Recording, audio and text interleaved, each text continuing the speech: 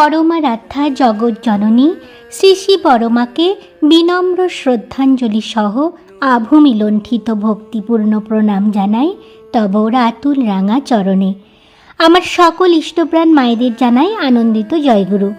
আজ সন্ধ্যাকালীন ইষ্ট আলোচনায় আমার নিবেদন নারী শক্তি জাগরণে শ্রী শ্রী বড়মা।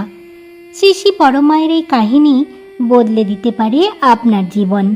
আজকের এই ভিডিওতে আদর্শ নারীত্ব, শক্তি ও ধৈর্য, মাতৃত্বের বিকাশ, নারীর নীতি, সম্ভ্রম ও মর্যাদা এই সব কিছুই তুলে ধরব আপনাদের কাছে। ভিডিওটি প্রথম থেকে শেষ পর্যন্ত না শুনলে বড়মার ব্যাপারে না শোনা অনেক অজানা কথা অজানায় থেকে যাবে আপনাদের কাছে। তাই সকল মায়েদের শোনার বিশেষ অনুরোধ রইল। ভিডিও শুরু করার প্রথমে আমার সকল মায়েদের উদ্দেশ্যে যদি আমার ভিডিও ভালো লাগে একটি লাইক, কমেন্ট ও সাবস্ক্রাইব করে পাশে থাকার অনুরোধ রইল এবং অন্য মায়েদের শেয়ার করে তাদেরও শোনার সুযোগ করে দেবেন। তবে শুরু করা যাক নারী শক্তি জাগরণে বড়মা। শ্রী শ্রী ঠাকুর অনুকূলচন্দ্র নারী শক্তি জাগরণে শ্রী শ্রী বড়মাকে আদর্শ নারী ও আত্মসংযমের প্রতীক হিসেবে তুলে ধরেছেন। ঠাকুর বিশ্বাস করতেন নারীর নীতি হল সতীত্ব ও মাতৃত্বের বিকাশের মাধ্যমে নিজস্ব শক্তি বৃদ্ধি করা। বড়মা যন্ত্রণাদায়ক পরিস্থিতিতেও হতাশ না হয়ে আত্মশক্তি ও সেবার মাধ্যমে নারীদের স্বনির্ভরতা ও ত্যাগের অনুপ্রেরণা জুগিয়েছেন। আবার ঠাকুর বড়মাকে নারীত্বের স্নেহ, ধৈর্য এবং শক্তির এক অনন্য প্রতীক হিসাবে মূল্যায়ন করতেন। তিনি বলতেন তিনি নারী হয়ে জন্ম নিলে বড়মার মতোই স্বভাব চরিত্রের হতেন।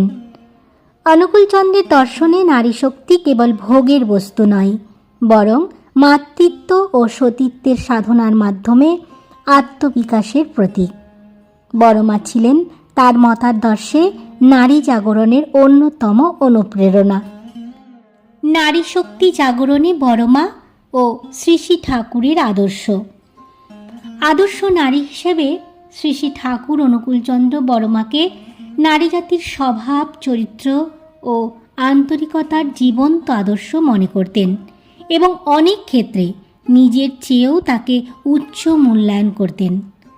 শক্তি ও ধৈর্য নিয়ে শ্রী শ্রী ঠাকুর বলেছেন, বড়মা নিজের জীবনে অনেক কষ্ট ও যন্ত্রণার সম্মুখীন হয়েও কখনো হতাশ হননি।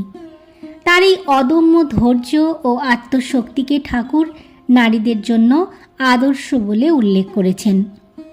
সতীত্ব, মাতৃত্বের বিকাশ নিয়ে ঠাকুর অনুকূলচন্দ্র নারীদের সতীত্বের সাধনা ও মাতৃত্বের বিকাশের মাধ্যমে নিজেদের সামর্থ্য করে তোলার ওপর জোর দিয়েছেন, যেখানে বড়মা ছিলেন প্রধান দৃষ্টান্ত। সেবা ও সমর্পণ। বড়মার প্রতিটি কর্মে ছিল নিঃস্বার্থ সেবা ও ঠাকুর অনুকূলচন্দ্রের প্রতি অকৃত্রিম ভক্তি, যা নারীদের আধ্যাত্মিক ও জাগতিক জাগরণের পথ দেখায়। ঠাকুর অনুকূলচন্দ্রের মতাদর্শে নারী শুধুমাত্র ভোগের বস্তু নয়, বরং মা রূপে শ্রদ্ধেয় এবং আত্মিক শক্তিতে বলীয়ান একটি সত্তা। এই প্রসঙ্গ আলোচনা করতে গিয়ে হঠাৎই শ্রী শ্রী ঠাকুর অনুকূলচন্দ্র এবং বড়মার সম্পর্কিত একটি সুন্দর গল্প মাথায় এলো। একবার ঠাকুর অনুকূলচন্দ্র নিজের আশ্রমে একটি বর্ষ অ্যানিভার্সারি অনুষ্ঠানের আয়োজন করলেন। এই উপলক্ষে তিনি সবাইকে আমন্ত্রণ জানালেন, বিশেষ করে তার ভক্তদের। অনুষ্ঠান শুরু হলে আশ্রমের চারপাশে সকলে জড়ো হতে লাগলো। সেখানে বড়মা, যিনি ঠাকুরের এক নিবেদিত ভক্ত, তিনি অসাধারণ আত্মবিশ্বাস ও ঐশ্বর্যে উপস্থিত ছিলেন। অনুষ্ঠানের এক পর্যায়ে একদল ভক্ত ঠাকুরের কাছে গেলেন এবং তাকে প্রশ্ন করলেন, ঠাকুর, জীবনটা এত কঠিন কেন? ঠাকুর একটি মধুর হাসি দিয়ে বললেন, জীবনের কঠিনতা হচ্ছে উন্নতির জন্য প্রয়োজনীয়। যেমন পাথরকে যদি ঘষা না দেওয়া হয় তাহলে কখনোই মূল্যবান রত্নে পরিণত হবে না। সুতরাং আপনারা যে সমস্যার সম্মুখীন হন সেগুলোই আপনাদের শক্তি বৃদ্ধি করবে। বড়মা তখন সামনে এগিয়ে এসে বললেন, ঠাকুর, আমার জীবনও অনেক যন্ত্রণার সম্মুখীন হয়েছে, কিন্তু আমি কখনোই হতাশ হইনি। আমি বুঝেছি প্রতিটি চ্যালেঞ্জ আমাকে আরও শক্তিশালী করে তোলে।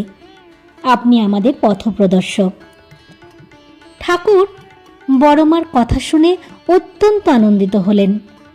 তিনি বড়মাকে বললেন, আপনার এই বিশ্বাস এবং দৃঢ়তা অনেকের জন্য উদাহরণ। জীবন চলার পথে আমাদের সমস্ত বাধাকে শক্তি হিসেবে গ্রহণ করতে হবে। এই কথাগুলি সবার মনে গভীরভাবে প্রভাব ফেলল এবং অনুষ্ঠানটি শেষ হওয়ার পর সবাই আশ্রমে আলোচনায় মেতে উঠল বৃহত্তর প্রতিজ্ঞা নিয়ে জীবন যুদ্ধে এগিয়ে যাওয়ার জন্য। শ্রী শ্রী বড়মা ছিলেন আমার আপনার সকলের মতোই এক অতি সাধারণ গৃহবধূ।